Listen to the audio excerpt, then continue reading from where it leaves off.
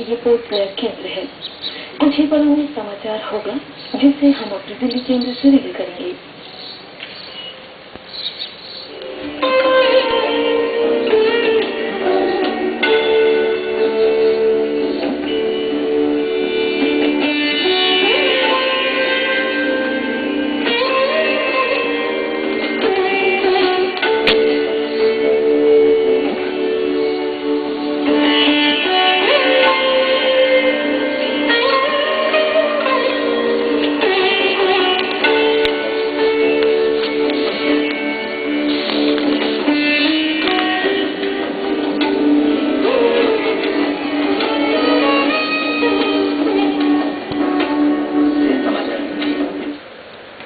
विदेशों में भारतीय मूल के लोगों को आजीवन वीजा मिलेगा।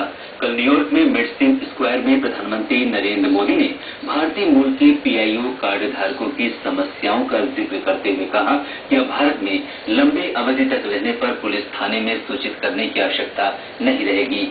प्रधानमंत्री ने पीआईओ और ओवरसीज सिटीजन्स ऑफ इंडिया यानी ओसीआई योजनाओं को मिलाकर कुछ महीनों में एक नई योजना बनाने की भी घोषणा की। उन्होंने कहा कि अमेरिकी पर्यटक भारत में बिना किसी परेशानी की यात्रा कर सकते हैं।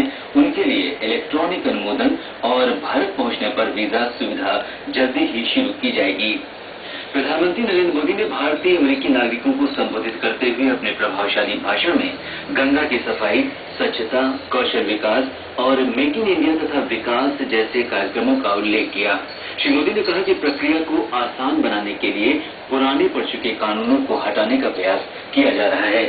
उन्होंने कहा कि देश की 80 करोड़ जनता 35 वर्ष से कम उम्र की है और युवा शक्ति ही भारत की असली ताकत है। ऑल इंडिया अन्ना डीएमके पार्टी की प्रमुख जयललिता के भरोसेमंद सहयोगी और तमिलनाडु के वित्त मंत्री ओ पनीरसेल्वम राज्य के अगले मुख्यमंत्री होंगे। निवर्तमान मुख्यमंत्री जयललिता को भ्रष्टाचार के मामले में दोषी ठहराते हुए 4 वर्ष के कारावास की सजा दी गई है। श्री पनीरसेल्वम को वर्ष 2001 में भी इसी तरह की परिस्थिति में मुख्यमंत्री बनाया गया था। उन्हें कल चेन्नई में पार्टी के विधायक दल की बैठक में सर्वसम्मति से नेता चुना गया। राज्यपाल ने श्री पनीरसेल्वम को राज्य में सरकार बनाने का न्योता दिया है। राजभवन से जारी प्रेस विज्ञप्ति में कहा गया है कि श्री पनीरसेल्वम ने विधायक दल के नेता चुने जाने से संबंधित पत्र राज्यपाल को सौंप दिया है। शपथ ग्रहण समारोह आज होने की संभावना है। इस बीच सुश्री जयललिता के वकील उनकी जमानत के लिए आज कर्नाटक उच्च न्यायालय में आवेदन करेंगे। मुख्यमंत्री पृथ्वीराज चौहान के इस्तीफा देने के साथ ही महाराष्ट्र में राष्ट्रपति शासन लगा दिया गया है। सरकारी विज्ञप्ति के अनुसार राष्ट्रपति प्रणब मुखर्जी ने राज्य में केंद्र का शासन लगाने के आदेश पर हस्ताक्षर कर दिए हैं। इसके साथ ही राज्य विधानसभा निलंबित हो गई है। कांग्रेस और राष्ट्रवादी कांग्रेस का 15 साल पुराना गठबंधन टूटने और श्री चौहान के इस्तीफा देने के बाद केंद्रीय मंत्रिमंडल ने राष्ट्रपति से राज्य में राष्ट्रपति शासन लगाने की सिफारिश की थी। हरियाणा की सभी 90 और महाराष्ट्र की सभी 288 विधानसभा सीटों के चुनाव के लिए नामांकन पत्रों की आज जांच की जाएगी। बुधवार तक नाम वापस लिए जा सकते हैं। इन दोनों राज्यों में अगले महीने की 15 तारीख को मतदान होगा और 19 तारीख को वोटों की गिनती होगी। न्यायमूर्ति एच.एल. दत्तू भारत के नए प्रधान न्यायाधीश बन गए हैं। राष्ट्रपति प्रणब मुखर्जी ने कल राष्ट्रपति भवन में उन्हें पद और गोपनीयता की शपथ दिलाई। वो 14 महीने तक प्रधान न्यायाधीश के पद पर कार्य करेंगे।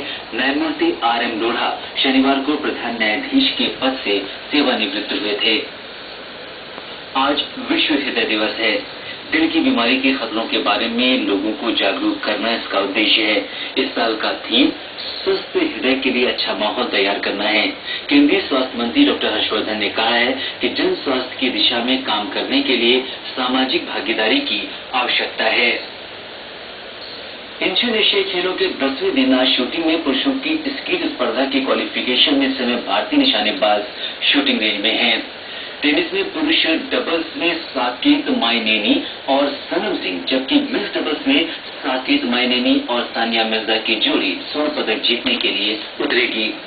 महिला हॉकी के सेमीफाइनल में भारत का मुकाबला दक्षिण कोरिया से होगा। कुश्ती में भी आज 3 भारतीय पहलवान अपने अपने वर्गों में पदक जीतने की कोशिश करेंगे। मुक्केबाजी में भी भारतीय खिलाड़ियों की चुनौती होगी। एथलेटिक्स में अलग अलग स्पर्धाओं में भारतीय खिलाड़ी मैदान में होंगे। पदक तालिका में चीन पहले और दक्षिण कोरिया दूसरे स्थान पर है। भारत 4 स्वर्ण, 5 रजत और 26 कांस्य पदकों के साथ 35 पदक लेकर 9वें स्थान पर है। मोहाली में चैंपियंस लीग 2020 क्रिकेट के ग्रुप बी के मैच में कल किंग्स 11 पंजाब ने केप कोबराज को 7 विकेट से हरा दिया। पहले बल्लेबाजी करते हुए केप कोबराज की टीम 18 ओवर 3 गेंदों में 135 रन बनाकर आउट हो गई। इसके साथ ही ये समाचार बुलेटिन समाप्त हुआ।